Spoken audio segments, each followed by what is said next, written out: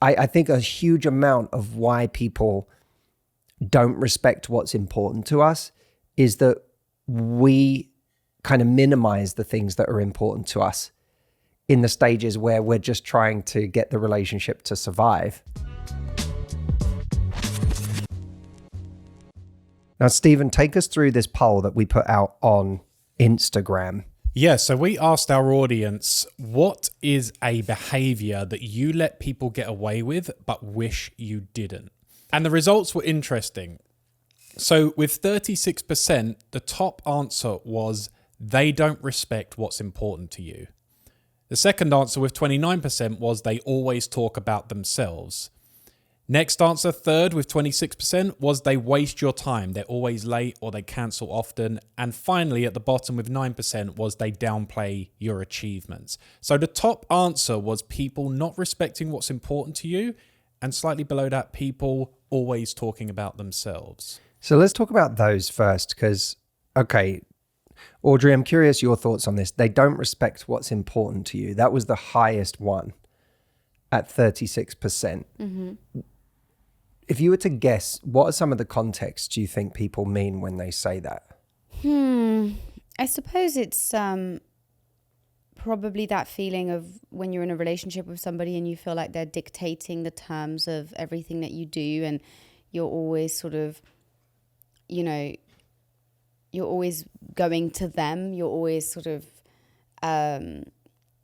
I don't know whether that's like going to their side of town, hanging out with their friends, doing the things they like, participating in activities that they're interested in. And there's no real interest and sort of spark of conversation around the things that you maybe want to do and are interested in. And oftentimes I think what happens is when somebody doesn't make us feel like they are interested in us in that way, we don't feel, especially if we have more of a pleasing tendency, which is a lot of people out there, we don't feel necessarily like we can kind of assert what it is that we want to do. And then we end up feeling like what we want and what we care about just doesn't matter. Yeah, and it's easy to fall into this vicious cycle of not asking for attention on the things that are important to us because we want to please somebody else. And we want to make them happy, and we want to be what we think we need to be in order to hold on to them. And so we show a lot of interest in the things that matter to them and go out of our way for the things that matter to them. And for a lot of people, they never really point out how they feel in the beginning, that what's important to me never really gets any airtime, and you don't show any interest. People don't tend to point those things out, especially when they're in pleaser mode or when they're feeling insecure about whether they're going to hold on to somebody or whether they're good enough for somebody. It's very natural to go to a place of just making what's important to them important to you because it feels like a survival strategy in early relationships. And then that gets carried over into the relationship itself. And it then becomes very hard to get out of those patterns. To suddenly go from, I've made everything that is important to you, everything that matters to you, the headline in my life. And all the while, I feel like there's a part of me that is withering and malnourished because it never gets any time. I don't even feel like I am fully myself in this relationship because I don't give appropriate time to the things that are important to me. But it now feels like a huge thing for me to come to you and say, I'm not happy in these ways, because it's like a complete about turn from the way that we've been for quite a long time with this person. And then they act shocked, like, where's all this coming from? And that completely validates our fears that by bringing this up, we're going to rock the boat in ways that threaten the relationship. So I think a huge amount of why people don't respect what's important to us is that we kind of minimize the things that are important to us in the stages where we're just trying to get the relationship to survive. And I think part of that, by the way, comes from our fear of not finding anyone, our fear of it never goes well for me, I can't seem to hold on to anyone, or no one ever seems to want a relationship. So when we find someone we like and it's going well, it is really easy to go, the most important thing right now is not what's most important to me. The most important thing is that I get this relationship to work. And if me being all in on the things that are important to them is a way to get this relationship to work, that's the priority right now. And you might have that, the euphoria drug of it working, and oh my God, they're attracted to me and it's going well, supersedes. You don't realize maybe your needs aren't really being met, or it's one-sided. Guys, quick public service announcement before you continue with the video. My big online event that I did last week called Dating Made Simple is only available until Friday at midnight. I know tons of you have been intending to watch it, but you still haven't. 50,000 people have now come through this live masterclass I did. If you're looking for love, you can't miss this. It will be the most important 90 minutes you spend this year. It was actually about an hour and 45 minutes. Lovelifereplay.com is the link. Go watch it, make time and watch it till the end. I designed this to be like a movie. It tells a story and it all makes sense by the end. Again, that is only available until Friday at midnight. It's free. I just want to make sure you don't miss it. Okay, lovelifereplay.com. I'll see you over there. All right, back to the video. Okay, before you move on from that, I just want to highlight what you just said, because that's really important. Say that again. I said, well, at the beginning, your euphoria, the drug of like, oh my God, I'm getting attraction from this person and it's working. You don't realize in that moment your needs might be being ignored or it's one-sided. Okay, that is a profoundly important and insightful point. You know the experiment that was done on rats where they had access, I think it was to cocaine, or was it heroin? I don't think it really matters. Depends on the experiment. But there was one where they starved to death, where they had access to a drug constantly that gave them dopamine. And they went back to it so many times to get that hit that they were no longer focused on their core fundamental needs, in their case of actually eating. Mm-hmm. Dating can be that powerful of a drug that we don't realize in the beginning our core needs aren't being met, because the euphoria, the high, the oxytocin, the dopamine of feeling close to someone and, you know, getting that reward of like, oh my God, I'm attracted and there's chemistry and it feels like there's progression and all of that. It overrides everything. And it is a wonderful explanation of how so many of us get into a relationship and get really deep in, go really far down the road before realizing that, like the rats in that experiment, we're not actually getting our fundamental needs met. Yeah. And don't you find as well, if you're a people pleaser, it's uncomfortable. You're almost not comfortable being served by someone else in a relationship or getting your needs met. It feels like, oh, I'm taking, or I feel bad. Yeah, I feel bad that I'm asking, or I feel bad that I want them to do something nice on my birthday even. You might feel like, oh, I don't want to put you out. Can you talk about that, Audrey, that concept of shame around your needs? Because I've heard you mention that before, and I always find that to be just incredibly important for people to hear it put like that. Yeah, I mean, it's what Stephen's saying, really. It's just, it's. I think a lot of us have a lot of shame around our needs. I think we derive our value from almost being at the service of other people's needs.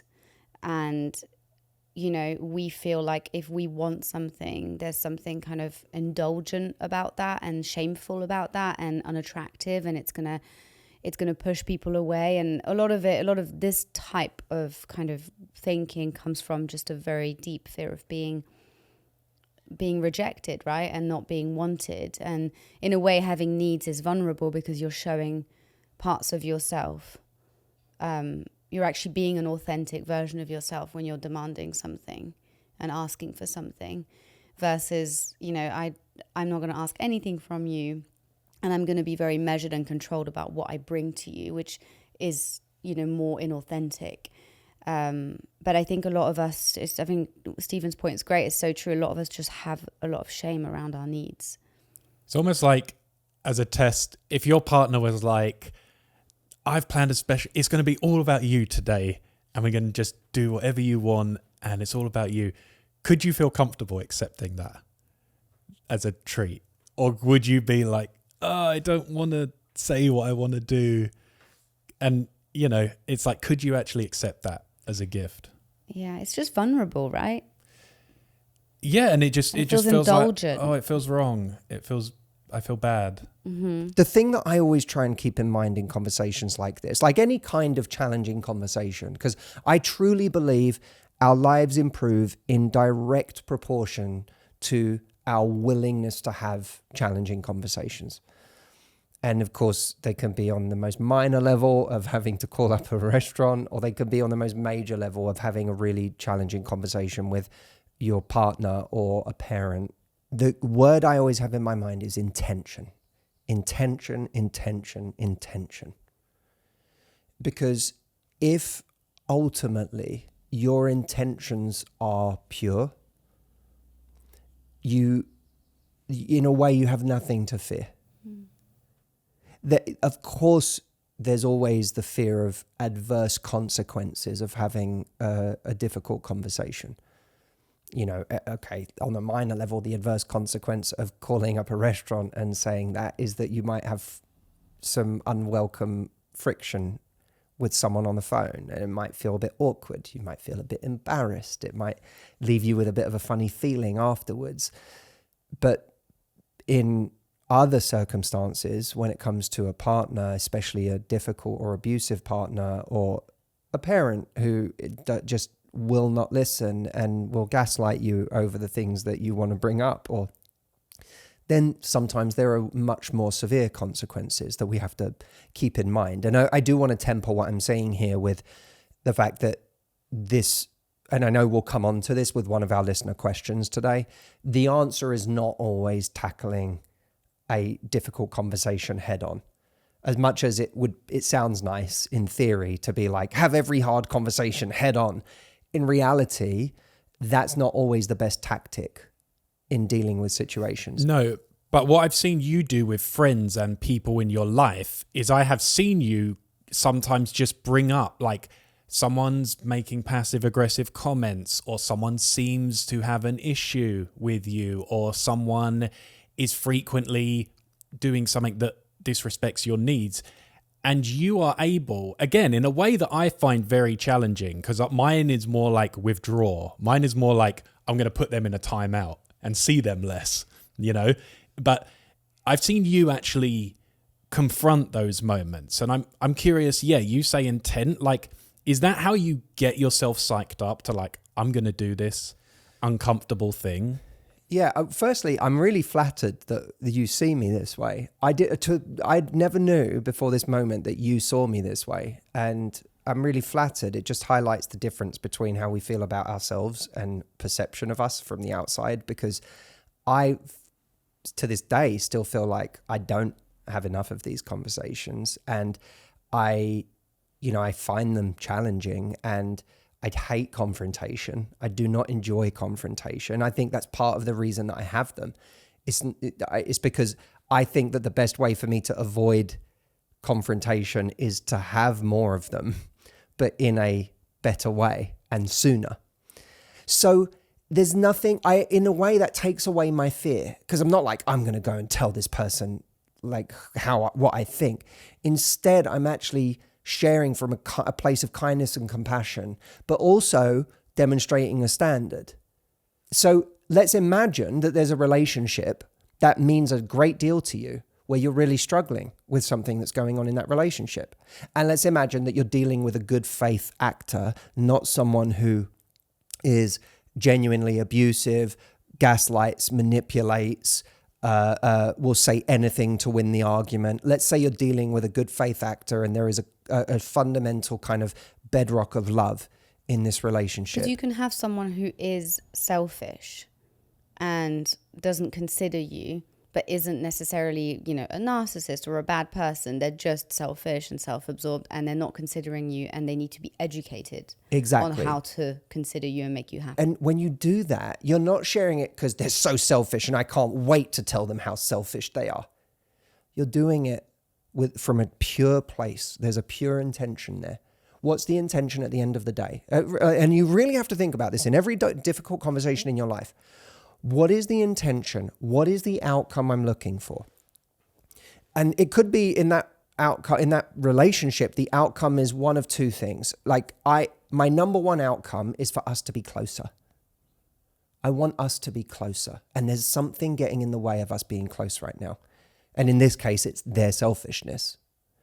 Okay. You don't have to frame it like that, but that's what's going on. You can find other ways to frame it. But that's what's getting in the way. But the purest intention, the number one intention is for us to be closer. The position that you fall back to, if being closer isn't possible because they can't change that behavior or they don't have the self-awareness to even admit that they have that behavior, is you need to protect yourself. Because no matter what, whether we're close or not, I have to take care of myself. And me being close to you with this behavior not changing doesn't allow me to take care of myself. So that's your fallback position is, okay, I'm going to extricate myself from this relationship or not be as close if I have to. When you know those are your intentions and it comes from nothing but love for this person, and it will be with great sadness if you do have to distance yourself, then in that conversation, you have nothing to hide with someone. There's no smoke and mirrors. There's just love. But the ultimate act of love, if you need to do it, is to start to pull away from this person.